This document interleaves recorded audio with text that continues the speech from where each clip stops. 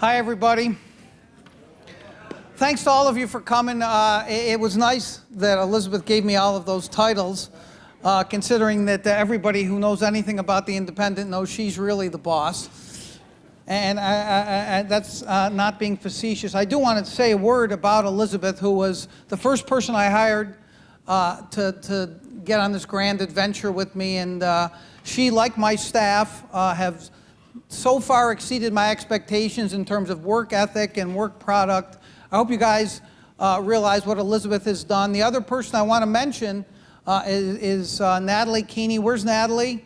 Raise your hand, Natalie. Stand up wherever you are.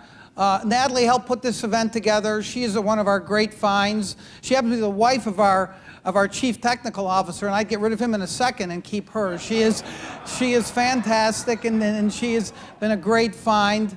My staff is back here. I hope all of you will get acquainted with my staff, the best staff in journalism back there. Raise your hands. Right.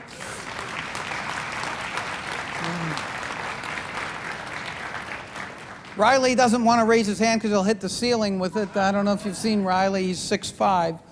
I want to echo what Elizabeth had to say, which is that we really thank all of you for your support of the Independent. I know you think that we're releasing some poll results tonight. We're not. We just wanted to get you in the room to talk about the Independent. But seriously, I really do appreciate all of you. Some of you were at the Brian Sandoval event, which was just a wonderful event. It's just a great room. Myron Martin, where are you? Or you're here somewhere. Myron Martin and the Smith Center have just been wonderful partners. Myron's back there. I also want to thank you. Look on the table tents on your table there. You'll see the names of our donors for the evening. Bank of George, William Hill, Cover Edge, Boyd Gaming, and Play New Jersey. Let's give them all a round of applause. We thank you for your support. One of our board members is here, Mike Bequeen, who's been just a fantastic asset to the Independent. And I also want to thank we have lots of partners, and we like our partners because they're all mostly work cheap. I've learned a lot about business running a nonprofit. The UNLV TV folks who are here are fantastic. They're super talented. We will put this online at some point thanks to their efforts. And of course, the staff here and the folks serving you drinks are the best in the business, so give them a round of applause as well, please. Just one slight shameless pitch moment, and then we'll move on to what you really want, which is to hear Mark Mellman talk. You don't really care what I'm saying, but I do want to thank everybody who already is a member. How many members do we have here? Let me see the hands. Thanks to all of you for being members. This has been the most. I tell people the same thing all the time. So unlike the politicians we cover, I'm consistent. This is the most exhausting and the most exhilarating thing I've ever done in my life. I'm so proud to be associated with my staff and what they have produced in about 15 months or so that we have been around. But it's not easy, and it is a nonprofit. And so we hope that you will tell your friends, tell your enemies, tell your neighbors, tell anybody about the Independent, and tell them that we have donors that give as little as $5. We just had, Natalie just sent us a message today. We had some guy just send in $5. And we want more low-dollar donors. Not that we don't love you, but we want more low-dollar donors who contribute regularly. This has been a dream of mine for a long time. I'm thrilled that I have the staff to make it come true, and I'm thrilled to have all of you here tonight. So thank you, and give yourself a round of applause. So now to the main event. It's truly a pleasure, and I'm really grateful to have Mark Mellman here tonight.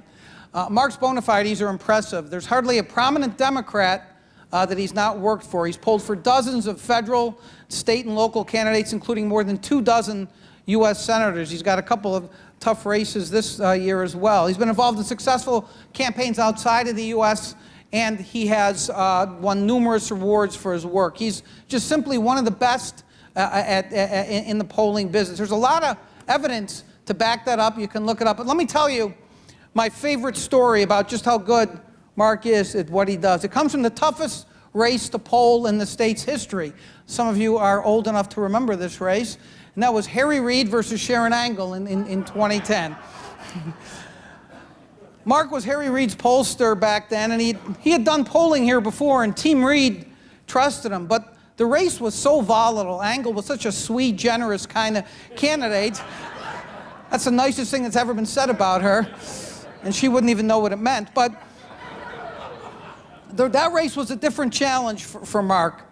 I had some access during that race to Reid's internals, and I had already trusted Mark's polling, so I thought they were pretty good. And the folks at Team Reid consistently told me, despite what it looked like and despite the candidate's performance, that even after some of Harry Reid's less than sterling moments, he's still ahead. We're comfortably ahead.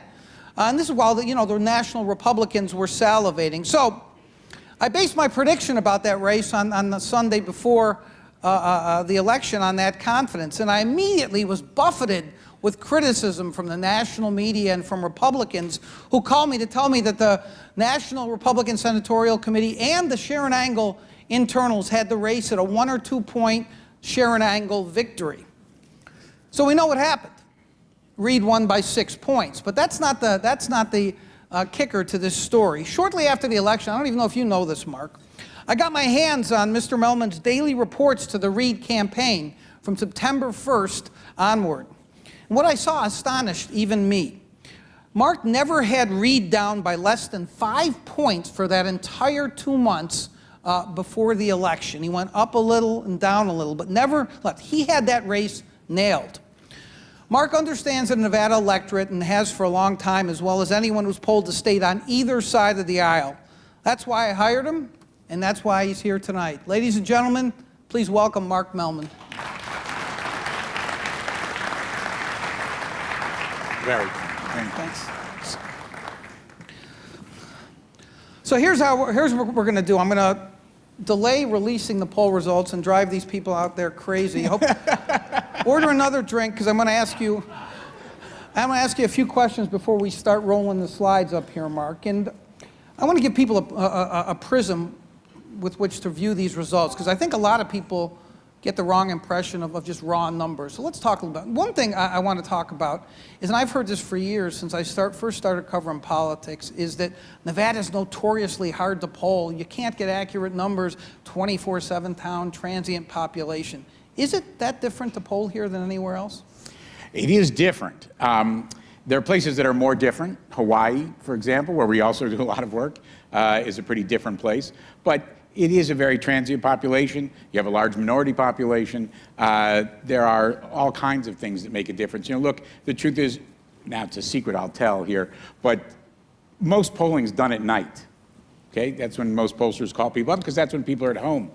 Well, if in Las Vegas and Reno, you're calling people at night, you're missing a lot of people who work at night in this town, in Reno. It doesn't have Columbus, Ohio, where I'm from. Most people aren't working at night. But here they are. So in Nevada, for example, we learned a long time ago, you have to poll during the day, as well as at the night, to get those workers who are employed in casinos and other kind of venues working during the day. So there's a whole lot of nuances. Every place has nuances. This has a few more than many others. This poll is early. It's still 6 months plus before the election. So it was taken in the middle of the month, just a few days ago. What should people take away from this, and what shouldn't they take away from generally from a poll that's done 6 months before the election? Excellent question. Look, the reality is this is not a prediction. Nobody should look at this and say, oh, we're 6 months out, this is what the numbers are, this is what it's going to be on Election Day. I'm going to try and show you some of the dynamics that are at play, some of the things that could change these numbers significantly. The reality is, as you'll see, most of these candidates are not terribly well known by voters in the state. There are people who are just going to be introduced to them over the next 6 months, and the way in which they get introduced to those candidates is going to make a big difference in the outcome. So a lot can change from where we are today to where we are on Election Day. But there are some basic underlying facts that I think are worth understanding. And the truth is, this is where we are today. And this is the people that are ahead have to hold on to those leads. The people that are behind have to make them up. All of that is possible, but this is the place they're starting from. And we do have some primary results we're going to show. It's only 7, I think it's 7 weeks from today, if I can still do math, at the primary. exists. Polling really, the best pollsters are really only as good as their ability to model what the electorate is actually going to look like on election day. And some people, by the way, in keeping with our brand of transparency, we're going to not only post every single polling instrument for the Democratic primary, Republican primary, and statewide. We're going to post all the crosstabs right after this event, so you'll be able to see everything. And for those of you who are as insane as I am, you'll enjoy looking at that stuff. Very few people fit that description. However, very few. Yes, exactly. So people are going to look at this. If they do look deeply into this, and I want you to explain this. The model that you chose for this, I saw that 40 to 36 Democrat is by party identification, but 42 to 39 by the actual voter rolls. Explain to people why those numbers are different. Well, two different concepts. One is party identification. It's a psychological concept. How do you feel? Do you feel like you're a Democrat? Do you feel like you're a Republican? Do you feel like you're an independent? Do you feel like you lean towards one of those parties or not? But it's a psychological concept. Registration is a legal concept. How'd you sign the form? And those are two distinct things. The truth is, most people who registered as Democrats identify as Democrats. Most people who register as Republicans identify as Republicans. But not everybody. Not everybody. And obviously, there's a lot of people in the middle who register as independents who actually do feel that they're really Democrats or really Republicans, even though they signed the form saying they're independent. So two different concepts, one psychological, one legal. So I guess what I'm wondering is that generally in off-year elections, and we certainly saw this here in 2014, terrible turnout for the Democrats. It really cost them.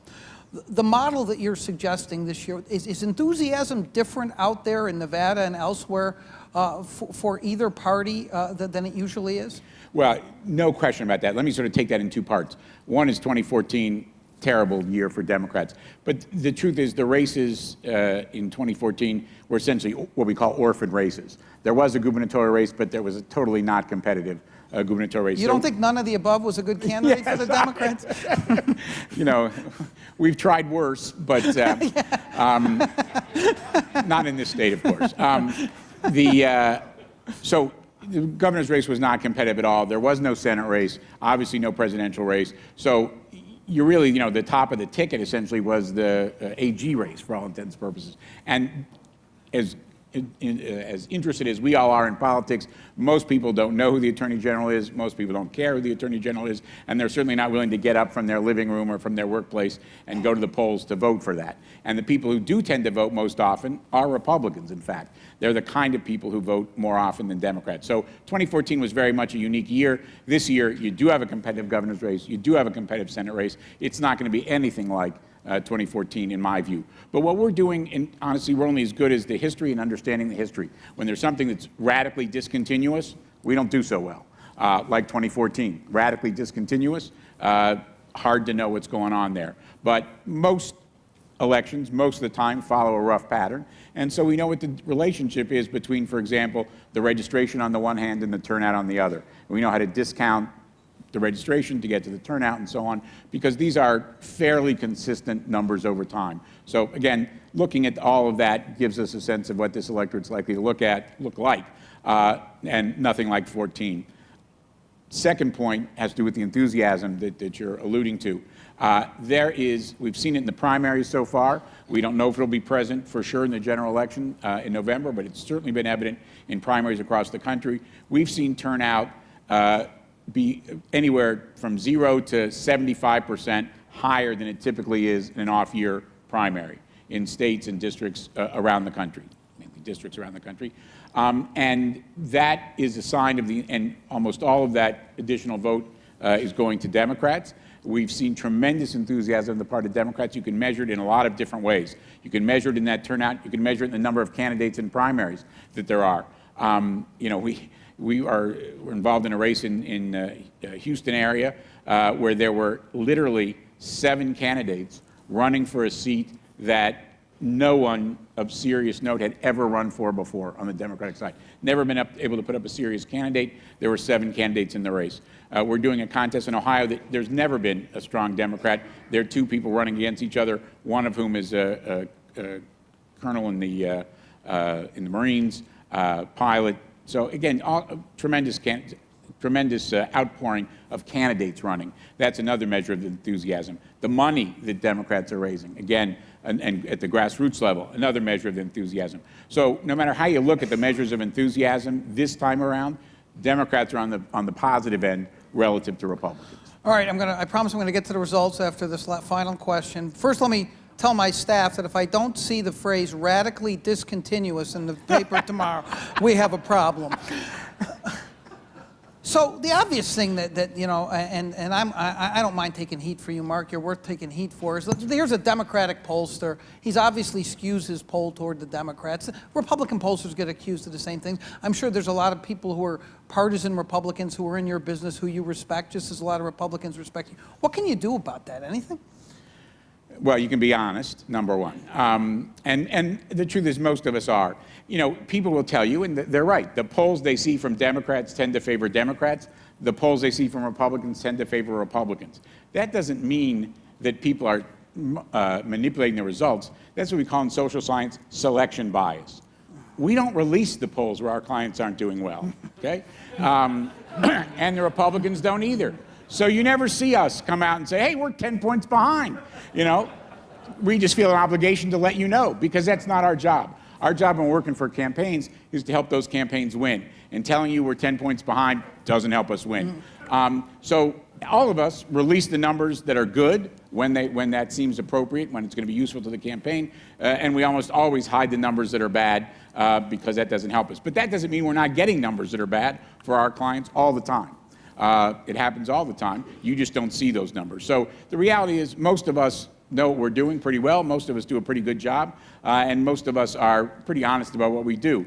In this case, John asked us to figure out what the reality was and pay no attention to where the chips fell. And that's exactly what we did. These are the results we got. Indeed. And you're going to see in a few minutes that some of Mark's Democratic friends may not be too thrilled with him with at least one of these results. So Elizabeth is going to run these slides, I hope, and let's go to the first one, just show you the methodology of the poll. And I'm just going to assume those slides are up there because I don't want to have to stand up.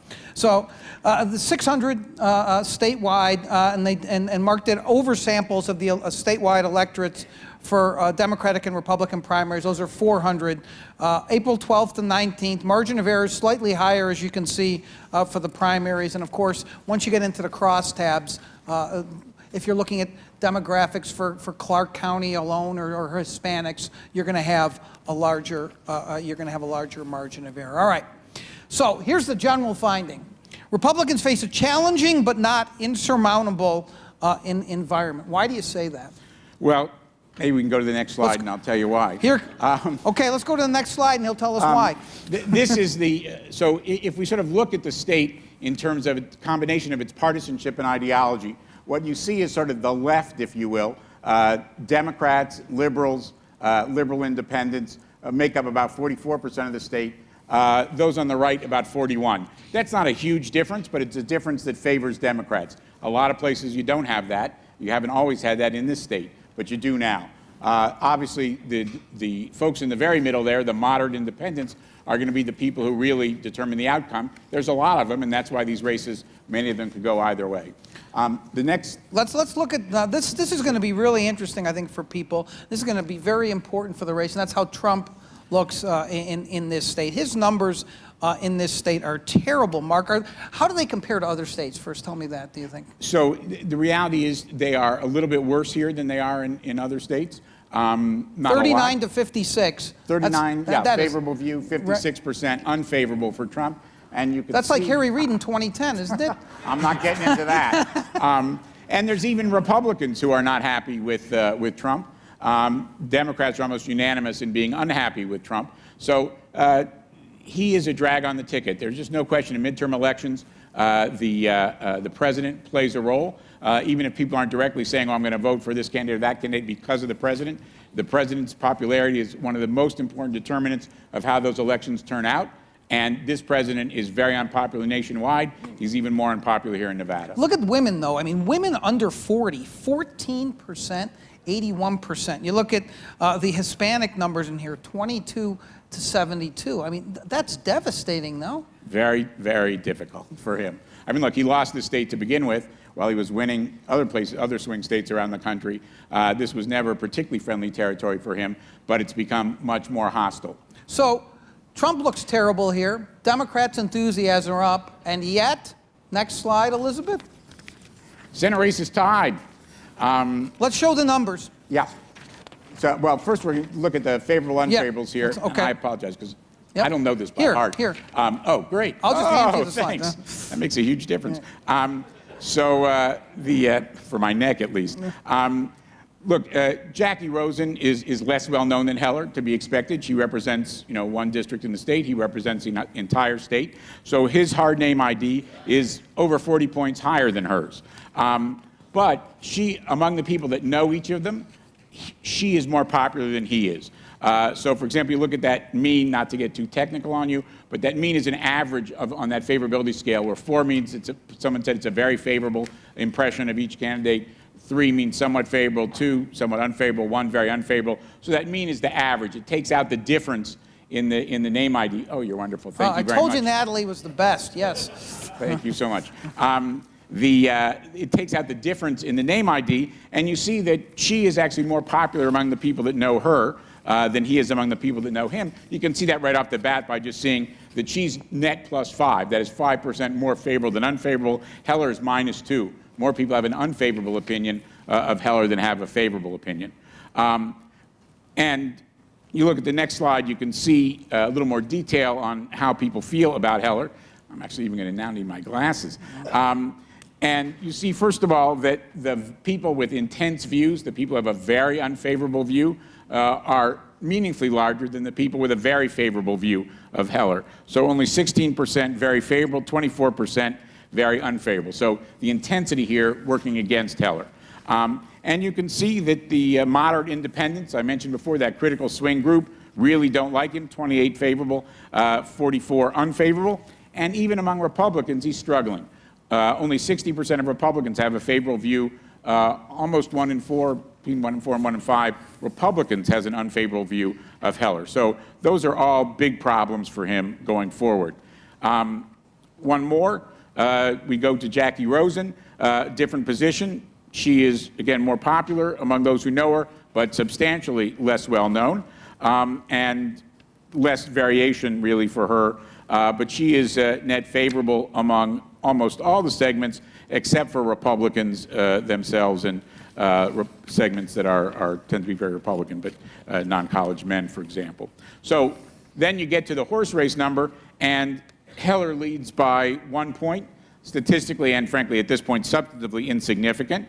And again, you look at the intensity, you see that she actually leads among those people who are strongly committed to one candidate or the other. She's doing a little bit worse among Democrats at this point than he is among Republicans, but those independents are really splitting fairly evenly at this point, a lot of them undecided, but that's what's giving him that very small 1 point lead at this stage of the game.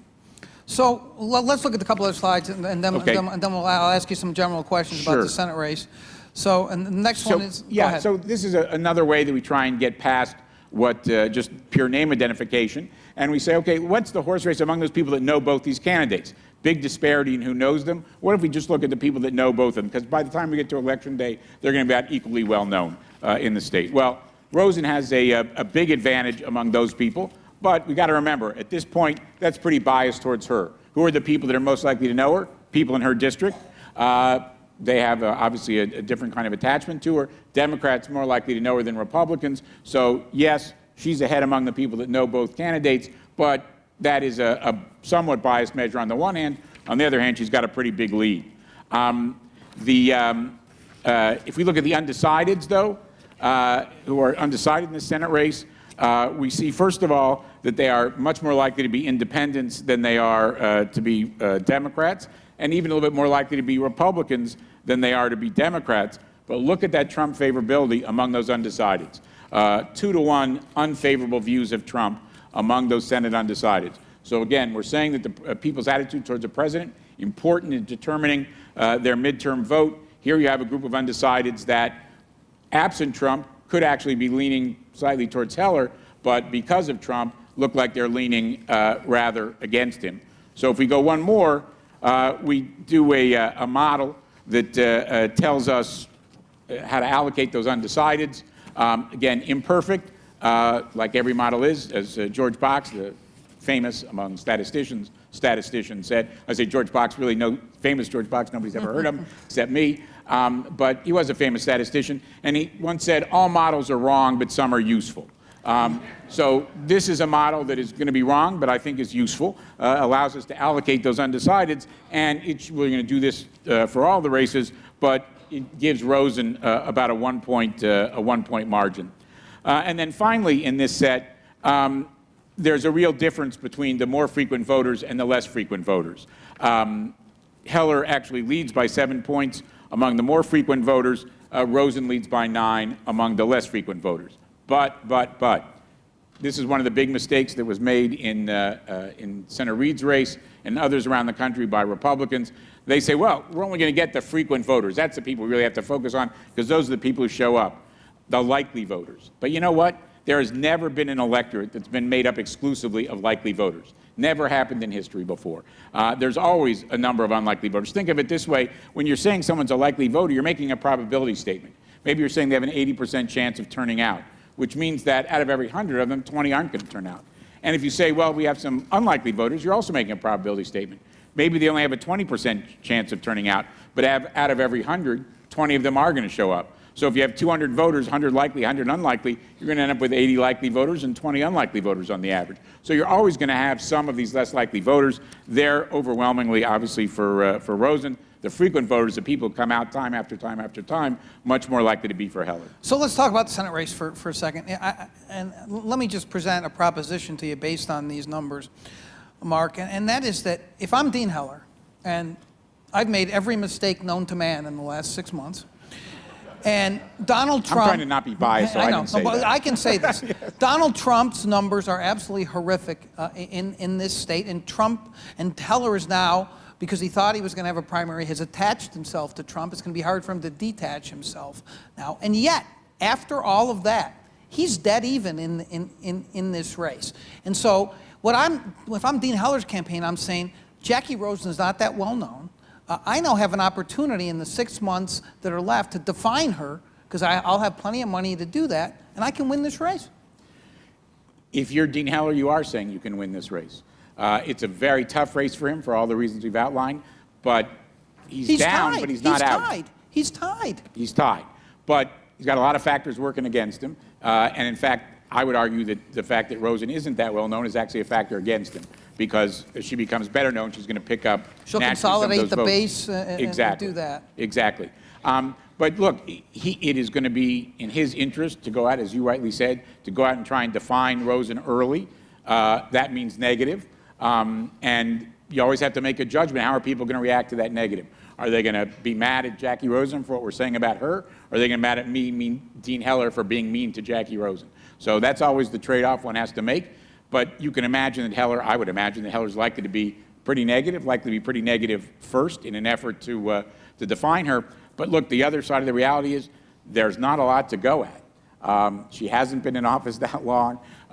There's really not a lot to be able to say, wow, she's voted wrong all these times, because But they can always find things. I mean, they say she went to a fundraiser with Jane Fonda, so she hates veterans. They'll tire to Nancy Pelosi. They'll do all the stuff that's been done. And before we move on to the governor's race, I guess what I'd say is maybe this dynamic isn't too dissimilar from what you confronted in 2010. You have a very unpopular incumbent whose numbers probably aren't going to get better against a relatively unknown person running, who Harry Reid's campaign brilliantly was able to define in the 6 weeks or so after the primary, and that's how he survived.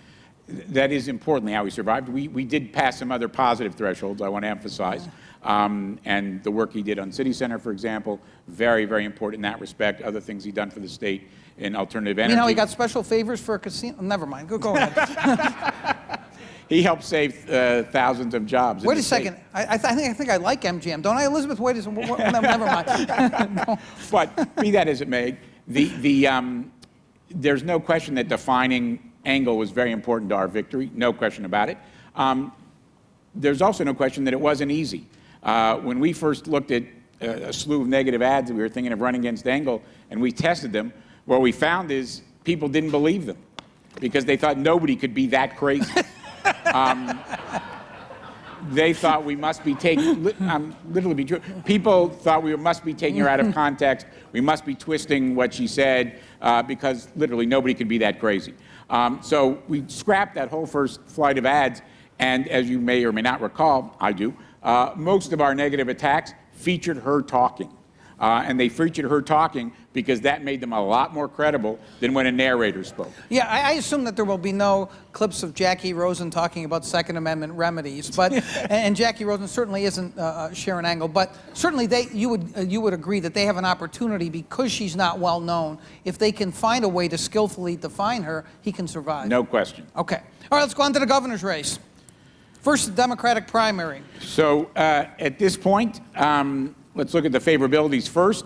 Again, we have one candidate that is at this point much better known than the other among Democrats. That's partly a result of the fact that Sisolak has been on TV for many weeks. I don't know exactly how long, but many weeks. Chris G just went on TV yesterday. So she's not really had a chance to communicate to large numbers of people in the state. But as you can see, there's better than a 20-point difference in their hard ID, better than a 20-point difference in their favorable. They're both very much liked by the Democrats who know them, but obviously more people know and like Steve Sisolak at this point. So if we look at the primary horse race, Sisolak has a large lead at this stage of the game, 44% for him, 16% for Chris G, 40% undecided at this stage. So a lot of voters telling us, you know what, I really don't know enough about these two to make a decision. In a general election, you have things like party identification that are anchors. People you may say, like, I really don't know that much about Heller or Rosen, but I know I'm a Democrat or I know I'm a Republican, so that's the candidate I'm voting for. When you have a primary, you don't have those kind of anchors. So it's really based on the information people have, the impressions they have of the candidates themselves. And as you can see, Sisolak is leading in every group by large margins. Smallest margin among the under 40s, but that's a relatively small proportion of the primary electorate. But again, I want to stress, this is before Chris G's had really an opportunity to communicate about herself to a large audience, and Sisolak has already been communicating to this larger audience about himself. 28% lead, lots of undecided, of course, but it's only 7 weeks to go. She has a huge financial disadvantage. She's now getting some third-party help. The state teachers union is now pounding Sisolak. They say they have a 7-figure buy. Is it an insurmountable lead, do you think, Mark, at this point? I don't think it's an insurmountable lead. When you look at a primary, if this were a general election, it'd be a different story. In a primary, you see all the time, not all the time, but with some regularity, you see people coming back from these kinds of deficits to win primaries. That's entirely possible, and it's entirely possible to do it in the 7 weeks. It is hard to do it if you're at a significant financial disadvantage.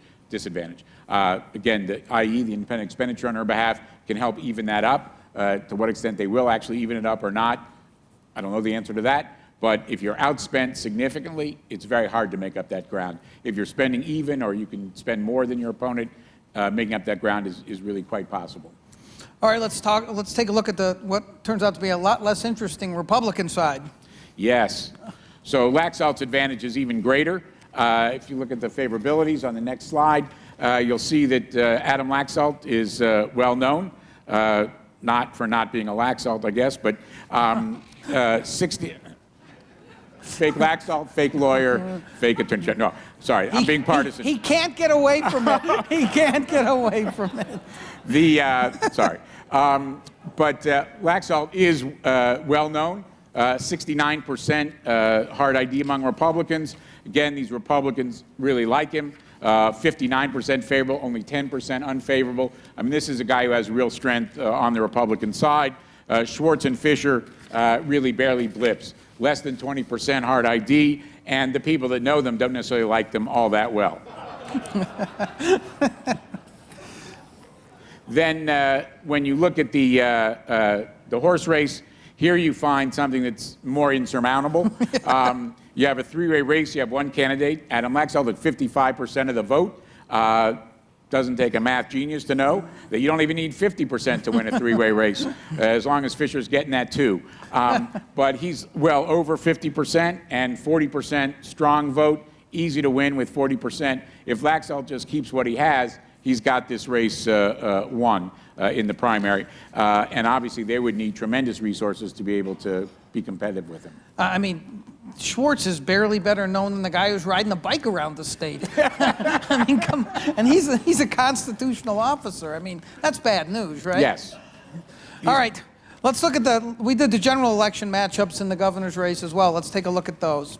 Okay. So here we're looking now at the favorabilities. Before we were just looking at the Democrats for Sisolak and Chris G, and for Laxalt at the Republicans. Now we're looking at the general electorate, so both parties plus independents for the general election for governor. And you see that Sisolak and Laxalt are about even in name ID. Chris G below that by still about 20 points. But Laxalt and Sisolak fairly evenly matched. When you look at those mean scores, those average favorability scores, you'll notice that they're also very evenly matched. 2.72 for Sisolak, 2.7 for Laxalt. So people who know them tend to think quite similarly of them. Adam Laxalt's unfavorables are 1 point higher than Sisolak's, basically meaningless. His favorables are about 4 points lower. He is a few points less well known than Sisolak, but these guys are pretty evenly matched at this point. Nonetheless, when you look at the horse race numbers, Sisolak is leading Laxalt by 6 points at this stage of the game. As we saw a second ago, Chris G, much less well known than Laxalt is in the general electorate, and she's behind by a pretty negligible 2 points at this stage of the game. Again, still a lot of undecideds. Again, if we look at the next slide, you'll be able to see that this time Sisolak and Laxalt actually do about equally well. Let me rephrase that, sorry. Sisolak does a little bit better among Democrats than Laxalt does among Republicans, and among independents and among moderate independents, Sisolak actually leads. They're pretty even among independents overall. So that nets out obviously to about a 6 point lead for Sisolak at this point. On the Chris G side, again, Laxalt is 2 points ahead there. You can see that he is doing better among Republicans than she is among Democrats. So again, that's something that would likely change pretty easily, which would bring her much closer to him or even closer to him. And among independents, though, Laxalt is ahead, but again, tied among those moderate independents. So again, that would be a close race. We did the same kind of analysis, sort of knowing both candidates. Sisolak, people who know both Sisolak and Laxalt give Sisolak a 10-point margin. People who know both Chris G and Laxalt give Chris G a 2 point margin in this race. Now again, is that a perfect indicator? No, for the reasons talked about, but it's one kind of indicator. You'll see on the next slide, we did the same kind of allocation model, and Sisolak's vote or margin actually improves from 6 points to 9 points when we've allocated those undecideds, and so does Chris G's. So initially she's 2 points behind, but if you allocate those undecideds based on their other predilections, she would be 6 points ahead. She's not 6 points ahead now. She's 2 points behind, but if you think about how those undecideds might go, that would lead you to think that she has also a very clear opportunity of winning this race if she's the nominee, but she's got a tough way to go to get there. So it's fair to say right now that the race, whether June Kiliani or Sisolak is the nominee, is relatively close, right? I mean, that's the best way to describe it, right? It's relatively close, but I would say that, again, Sisolak, I think, has a clear advantage. Chris G more even. Does that mean that she is a substantially weaker general election candidate, or is it just because she's not that well known? It's largely because she's just less well known. So she's not able to generate the same kind of Democratic enthusiasm at this point than Sisolak is. But if she were the nominee, she would. Independents, that's a different story. It's a tougher audience and how each of them would play there, it's really impossible for us to know. So that's one of those things where we have to say, this is what it looks like today, but what it's going to look like 6 months from now or even 7 weeks from now, hard to know. I'm wondering what the Trump factor might or might not be in a race like governor. Like the Senate race is going to be up top, then you're going to go right to governor. Is there a Trump factor that could affect this race, even though it's not a federal race? No question about it. Trump has two kinds of effects. I mean, every president has two kinds of effects in these midterm elections. One is an indirect effect on vote. That is, people are mad at the president and they take it out on whichever party he belongs to. They're more likely to take it out in congressional or senatorial races, a little less likely to do so in gubernatorial races, but it still happens in gubernatorial races. The second way that somebody who's as bad off as Trump is, frankly, has an impact is through turnout. There are a significant number of disillusioned, upset Republicans in this state and around the country, and they are just less likely to turn out. So that's also going to have an impact on these races. Across a lot of these races, I've noticed, and we're going to get to the down ballot ones in just a second, independents, which are a significant portion of the electorate here, by the time of the election, Mark, there will be probably about 30% of registered voters who are not registered with either major party. But right now, they seem to be leaning toward the Democratic candidate in most of these races. Is that generally true around the country because of the Trump factor, or what? Well, two things. Go back first to my first or second slide, where we looked at the ideological complexion together with the partisan complexion of the state. And these independents in Nevada lean a little bit more to the left, ever so slightly, than independents in some other places, but that's what's happening today here. Second factor is the Trump factor. There's just no question that Trump is having an impact on those independents who, as we saw, really dislike him. And as I say, that does come into play. All right, let's look at some of these down ballot races. A lot of these candidates are not that well known. Lots of undecided is the first slide. So let's look at Lieutenant Governor first and what you found there. Sure. So Kate Marshall and Michael Roberson about equally well known, or about equally unknown is more appropriately. 17% hard ID for Marshall, 18% for Roberson. But you see there is a pretty big difference among that small number that know them. Kate Marshall net favorable by 8 points. Roberson equal in terms of favorable, unfavorables, equal numbers of people having favorable and unfavorable attitudes toward him. That's not a good place to be for obvious reasons. And we see that translates into the vote. Marshall's ahead by 13 points today. Again, a large undecided because you have unknown candidates. Most of those people, not all, but most of those 67 that have made up their mind, 67% that have made up their mind, are really doing that based on party. Some of them know the candidates, but obviously very few. When you do the allocation model, allocate those undecideds, the race gets a little bit closer, but still an 11-point margin for Marshall. And there's 13% of these undecideds that you just can't allocate because they actually know nothing about the candidates. There's no basis on which to allocate. It's really something. I don't even know if you know this, but Kate Marshall, essentially being this unknown, she was a 2-term statewide office holder not that long ago. People just don't remember. People don't remember. You know, and I don't mean this directed to her, but we see it all across the country. The truth is, who your lieutenant governor is, who your secretary of state is, who your treasurer is, these are not things that are very important to most people. They're very important to people who come here for events like this, but go home, go to McDonald's, you will not find too many people for whom the state treasurer is an important office. So these are not normal people here? Is that what you're saying? Okay. We are not normal. Okay, there is no question about it. We spend our time and our focus on political matters. Most people spend time on other things. Right. And what's wrong with them? Maybe they're wiser. What's wrong with them? No, okay. All right, let's go on. Two different perspectives. Let's go on to the AG's race. Sure. And again, you have two folks who are generally unknown. Ford at about 15% hard ID, plus 3. Duncan at about 9% hard ID, plus 1. That gives, again, with the sort of Democratic lean, that gives Ford a 9-point margin. At this point, with the allocation, gets it to a 6-point margin, still keeps a 6-point margin, but again, 14% that we just can't allocate at the present. Okay. And speaking of relatively unknown people, I'm I should have asked you for pronunciations on these folks. Barbara Sagaski and Nelson Larajo. Yes, You're those welcome. people. You're welcome. Sagavsky is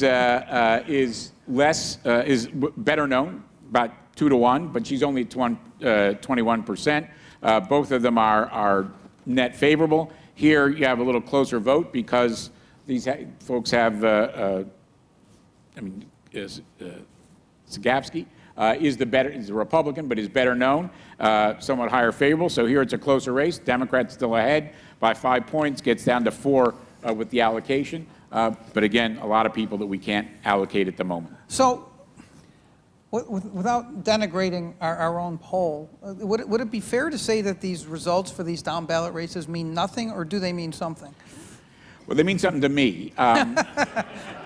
And did you get your money? no. As you said, it's a nonprofit.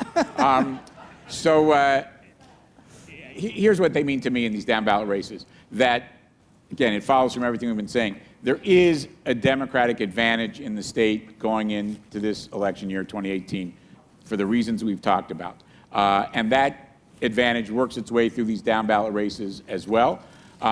These down ballot people are going to be better known by the time we get to Election Day, but they are not, even on Election Day, they are not going to be nearly as well known as those candidates for governor and as the candidates for Senate.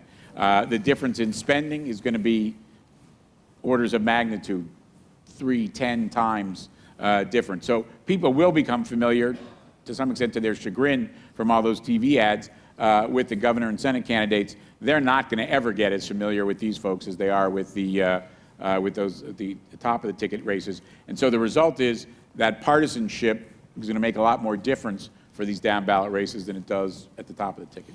All right, let's go on to our issue questions. We asked some questions about the energy initiatives, and we'll get to some school choice questions in a minute, too. First of all, take a look at what's known as ECI. It's in a strong position.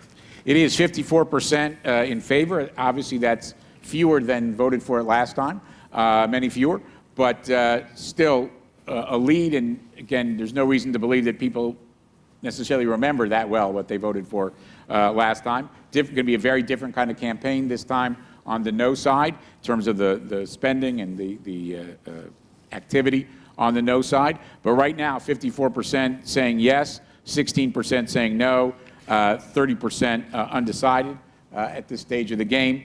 And as you can see, this is influenced by partisanship, but not very much. Democrats more likely than Republicans and independents to favor this initiative.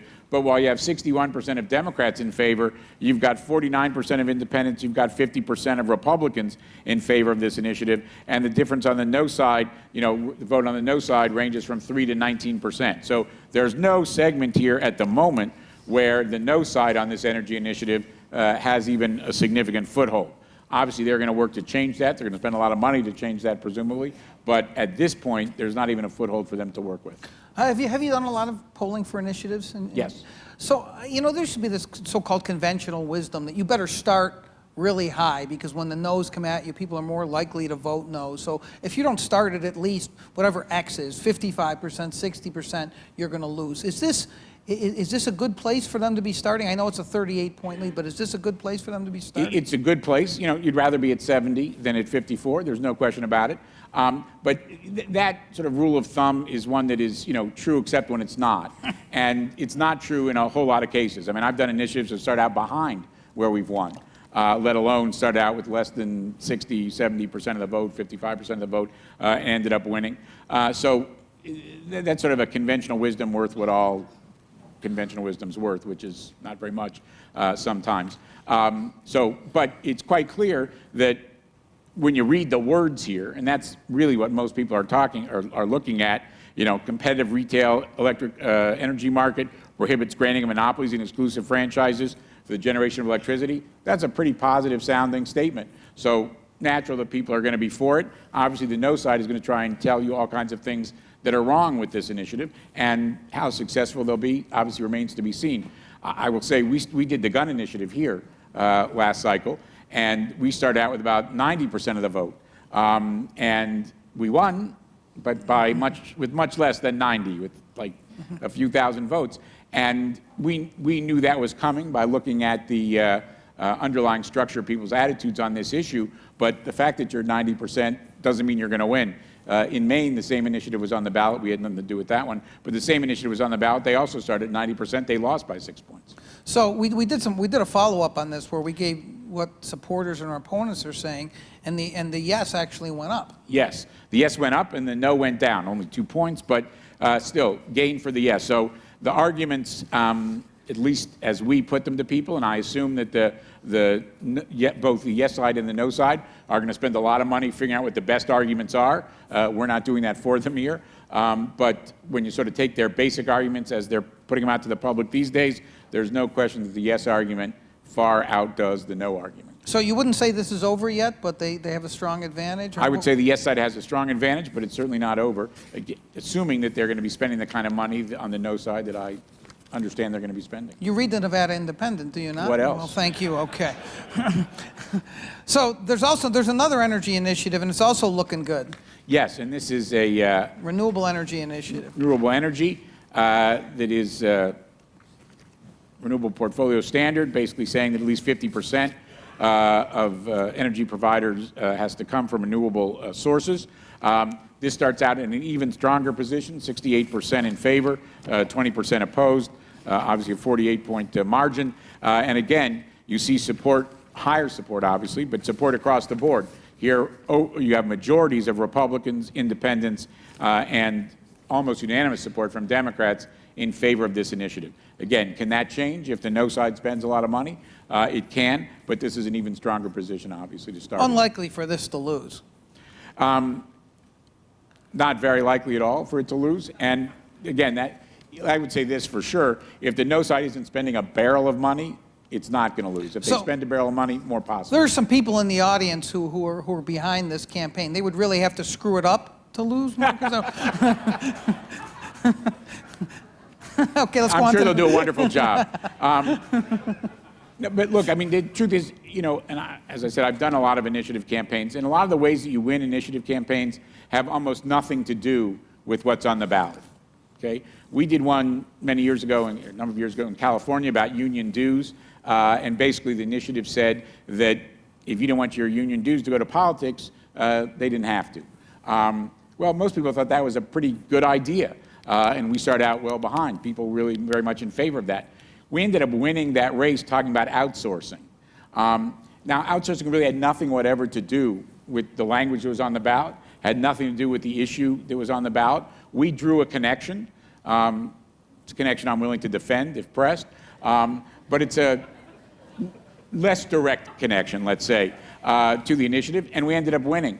And that happens a lot in initiatives. Look, one of the standard sort of approaches on the no side of initiatives is to say, oh yeah, when they have these kind of numbers, this is a good idea, but there's a problem with the way this is written. They're going to actually come to your house at 3 o'clock in the morning and check your meter. You don't want that, do you? That's what's going to be the result here. So we're all in favor of renewable energy, but not this one. And people think, oh, well, then I'll have an opportunity to vote on another one next year. Why, say no to this one? So there are lots of ways to win initiatives that have relatively little to do with the underlying issue. So essentially, what you do to try to beat something is create fear, whether it's a legitimate fear or not. There's uncertainty. That's what they'll try to do on the energy choice, and that's what they would. There's not going to be the same kind of money spent against the RPS, but that's how you win an initiative, even if it starts out that high. You scare people. Well, you point out the problems that will ensue as a result of their passing the initiative. Yes. I like the way I said it better. All right. So I have not yet seen any really good polling on school choice in this state, and I'm glad we finally got a baseline here because it's been an incredibly controversial issue. So let's talk about we asked the straight up question first about ESAs, and let's show people what that showed. Yes, and I will say I work for various education organizations, teachers organizations, and this is not my side of the issue. But the reality is, in the state, we have a plurality, not a majority, plurality, 49% in favor of education savings accounts, 38% opposed, so a 10-point margin. We find much more support among Republicans and among Democrats, but again, even among Democrats, we have a plurality in favor of this idea. Latinos, very strongly in favor of this idea. Younger folks, that is with people who are of an age where they might have kids in school, much more likely to be in favor of this. Older voters a little bit more likely to oppose. So there are some demographic differences, but right now, a plurality but not a majority support this idea. It's a great name, I will say, education savings accounts. It sounds like people are saving their own money. Obviously, they're not. Taxpayers are paying this. We made that clear in the question, and that was not sufficient, at least in this iteration, to change that plurality. And it's just compared to the rest of the state, it's absolutely huge in Clark County. I mean, people, yes. And this is where, of course, there have been more problems in lower ed than anywhere else. I mean, I think there's a real appeal down here that's going to be difficult for opponents, I think, to knock down. It is. Now, again, yes, it is. Okay. I mean, with public opinion, in the legislature, it's a different story. Yeah, and indeed, that is true.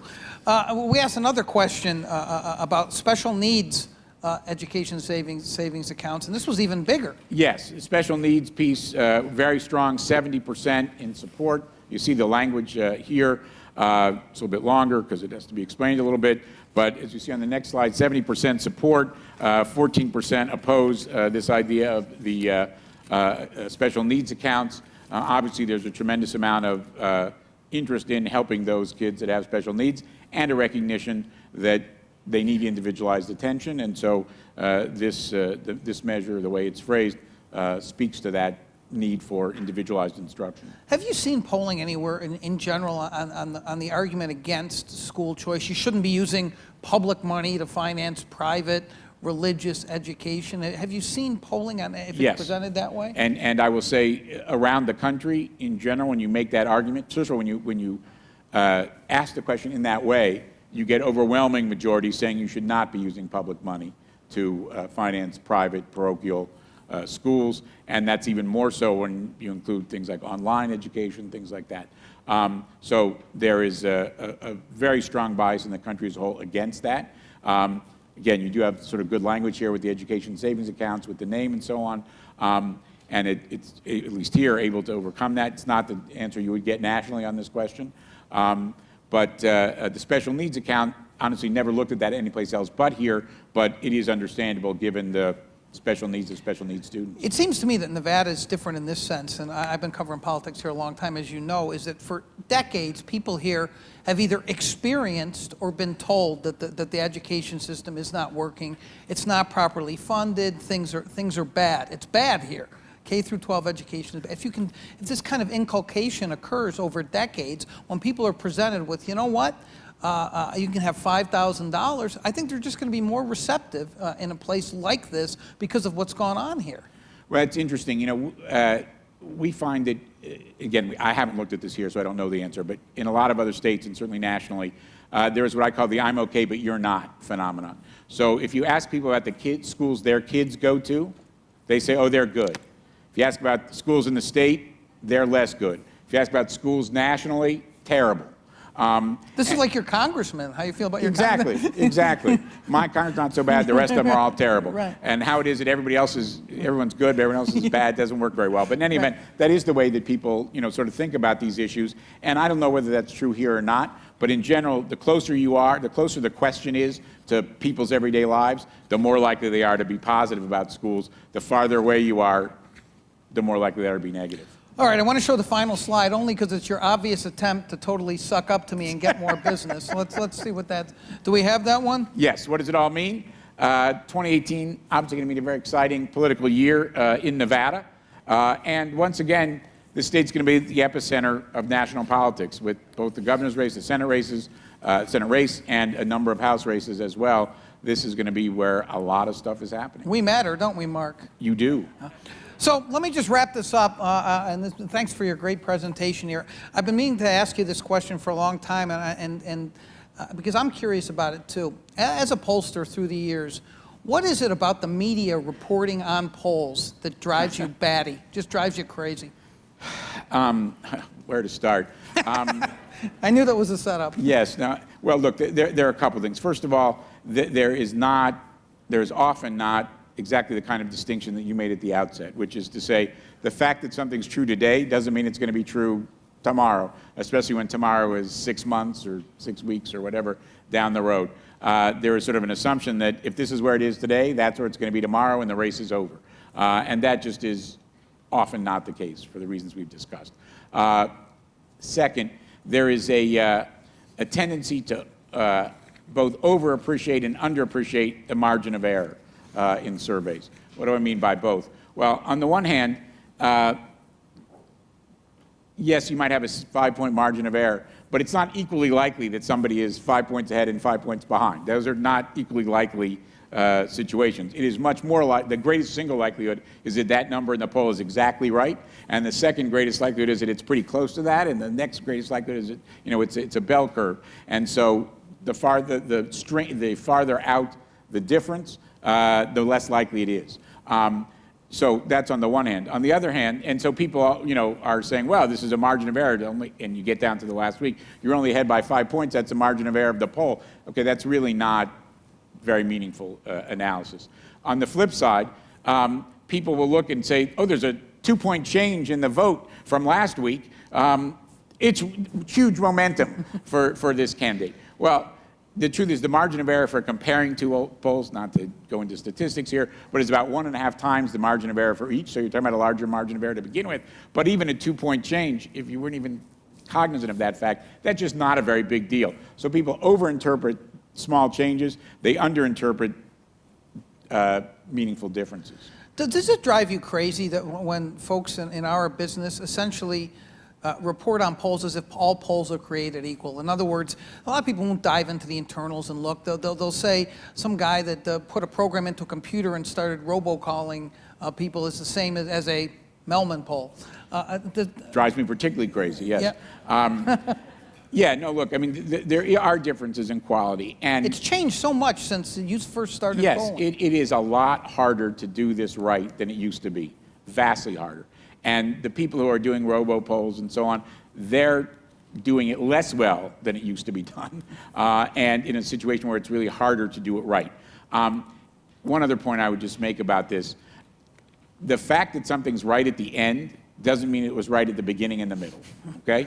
That a particular poll, and without naming names, there are a lot of polls that when they get to the end, there's sort of what we call a herding factor. That is to say, they look at everyone else's poll and they say, well, gee, we should probably be where everybody else is, and they sort of make it happen, and, you know, through weighting, which you're not really aware of the magic things they're doing, but they're really just sort of making it up to get to where they think it should be.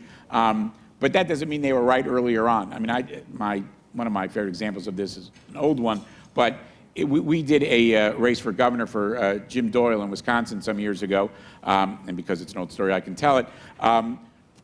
We were running against a congressman who represented Green Bay, a significant part of the state, but a pretty isolated part of the state. He was not very well known at all, and we had a race that sort of looked like this, with Jim Doyle being fairly flat and this Republican congressman sort of coming up towards us, but never got there. If you look at some of the other polls, they would say this race was tied from the beginning, and all of a sudden Jim Doyle put on got a margin out of it. It's a ridiculous story. I mean, given the facts, it's a ridiculous story. Yet that was a story that people actually believed because they looked at those public polls that were really very poorly done, poorly executed, and believed the story was right. At the end, we both had the same numbers, and we were both right in that sense. But the story we told about what happened in that race was really quite different. So finally, final question. Since it is April 24th, can we be confident that Mark Mellman's was right earlier and later in Nevada? Sorry, Is this poll right, Mark? it's right today. That is the correct Well, it was really answer. right last week, but That's probably still right today. That is the correct answer. Thanks so much for Thank you coming. very Appreciate much. it. Thank you all for coming.